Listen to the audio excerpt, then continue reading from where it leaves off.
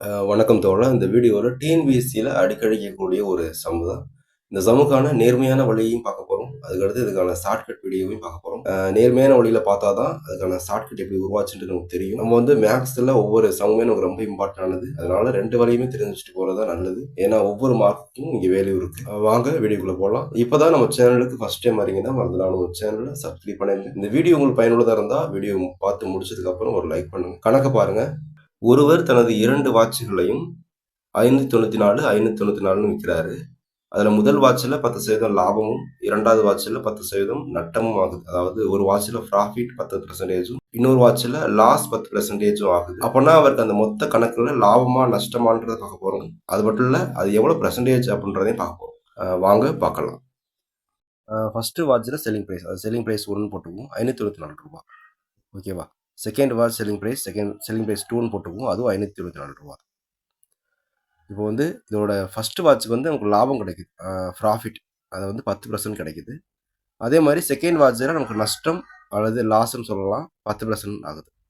இந்த மாதிரி மொத்த கணக்கில் பார்த்தீங்கன்னாலே உங்களுக்கு வந்து விற்பனை விலை 594, 594 ரெண்டு வாட்சோட விற்பனை விலையும் சேமாகும். அதே மாதிரி அதில் உள்ள அந்த லாப நஷ்டமும் சேமாக இருந்துச்சுன்னா மட்டும்தான் இந்த ஃபார்முலா யூஸ் பண்ணணும். ஃபர்ஸ்ட் வந்து லாபம் 10%னா நம்ம வந்து 100ஓட கூட்டிக்குவோம், 110ன்னு போட்டுருவோம். 110 தான் 594 அப்படின்னா 100% அப்படின்றது என்ன? அது 100% அப்படின்றது தான் அந்த காஸ்ட் ப்ரைஸ், அந்த பொருளோட மொத்த விலை. ஓகேவா? எக்ஸ்ன்றது காஸ்ட் ப்ரைஸ். அதே மாதிரி நஷ்டம் அப்படின்றப்ப 100லேருந்து இந்த 10 கழிச்சிருவோம், 90. 90 தான் 594 அப்படின்னா நமக்கு 100 அந்த மொத்த பொருளோட விலை, அந்த அடக்க விலை என்னன்றதை பார்க்க போகிறோம். அது எக்ஸ்ன்னு போட்டுப்போம். ஓகேவா? இப்போ ரெண்டையும் நம்ம அடிச்சு கொடுக்க போகிறோம். ஓகே தானே? இந்த ஜீரோவுக்கு இந்த ஜீரோ ஈஸியாக அடிச்சிடலாம். ஓகே தானே? ஓகே. 1 11 11, 5 11 55. ஓகேவா? பேலன்ஸ் 4 இருக்கும். 4 11 44. ஓகே. அதே மாதிரிங்கிறப்போ ஜீரோவுக்கு ஜீரோ அடிச்சிருவோம்.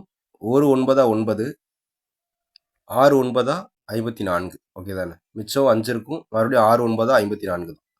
இப்போ 66 9 594. ஓகே தானே? இப்போ வந்து கிராஸ் மல்டிப்ளை பண்ண போகிறோம். ஓகேவா? இப்போ எக்ஸ் ஈக்குவல் டு 10ஐயும் 54 பெருக்கணும்னா 540. ஓகேவா? இதில் இந்த எக்ஸ் அப்படின்றது அந்த பொருளோட காஸ்ட் ப்ரைஸ், அதாவது அடக்க விலை அப்படின்னு சொல்லுவோம். ஓகேவா? இந்த பொருளோட அடக்க விலை 540 அந்த வாட்சோட. அதே மாதிரி இந்த சைடு பார்த்தீங்கன்னா x2 அப்படின்றது அந்த 66ஐயும் 10ஐயும் பெருக்கினீங்கன்னா 660ன்னு வரும். ஓகே தானே?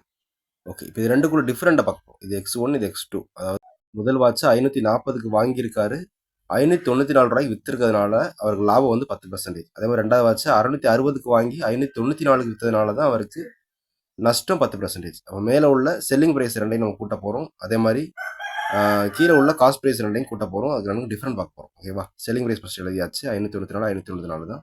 காஸ்ட் ப்ரைஸ் ஃபர்ஸ்ட் வாட்ச் வந்து 540, செகண்ட் வாட்ச் வந்து 660. ஓகேவா? ரெண்டையும் நம்ம கூட்ட போகிறோம். 4 4 8, 9 3 18, 8க்கு 8 மிச்சம் 1, 5 5 10 1 11. அப்போ 1188 ரூபா மொத்த விற்பனை விலை. ஓகேவா? அதே மாதிரி இப்போ நம்ம வாங்கின விலை, அடக்க விலை பார்க்க போகிறோம். 0, 6 எங்களை கூட்டினா 10க்கு 0, பேலன்ஸ் 1, 6 5 11 ப்ளஸ் 1 12. அப்போ 1200 ரூபாய்க்கு அந்த பொருளை வாங்கியிருக்கோம், 1188க்கு தான் விற்றுருக்கோம். அப்போ இது ரெண்டையும் நம்ம மைனஸ் பண்ணோம்னா டிஃப்ரெண்ட் கிடச்சிரும்.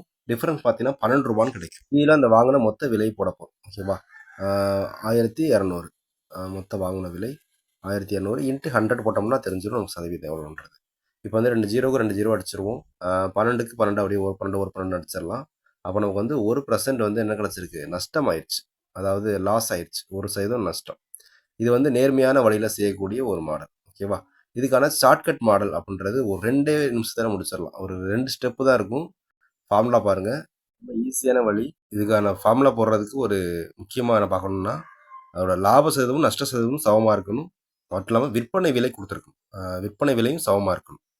இப்போ ரெண்டுமே சமமாக இருக்கும்போது அந்த ஃபார்முலா x²/100 லாஸ் சதவீதம். ஓகேவா? ஏன்னா அதில் லாஸ் மட்டும்தான் வரும், அதனால் நம்ம லாஸ் சதவீதம் அப்படின்னு போட்டுருக்கோம். சதவீதம் லாஸ். ஓகே. இதில் எக்ஸ் அப்படின்னு போட்டிருக்க இடத்துல வந்து நமக்கு வந்து லாப சதவீதமோ அல்லது நஷ்ட சதவீதமோ எடுத்துக்கலாம். ஏன்னா ரெண்டுமே சேமாக உள்ளது தான். வாங்க அப்ளை பண்ணி பார்த்தரலாம். எக்ஸ் அப்படின்றது 10/100. நிறைய பேர் என்ன செய்வோம் அப்படின்னா x² அப்படின்றத நம்ம பார்க்க மாட்டோம். சில இடத்துல ஒரு 10 மட்டும் போட்டுட்டு செஞ்சுருவோம். நானே அப்படி செஞ்சுருக்கேன். ஆனால் உங்களுக்குள்ள பார்த்தீங்கன்னா x² இருக்குது, அதனால் இன்னொரு 10 போடணும். ஓகேவா? 10 × 10. ஓகே. ஏன்னா எக்ஸ் ஸ்கொயர்டு ஓகேவா? நானே ஒரு எக்ஸாம்பிள் விட்டு வந்திருக்கேன். லாஸ் தான். அடிச்சு கொடுத்தோம்னா லாஸ் தான் வரும். அடிச்சு கொடுத்து பார்த்தீங்கன்னா 1% லாஸ் ஓகேவா?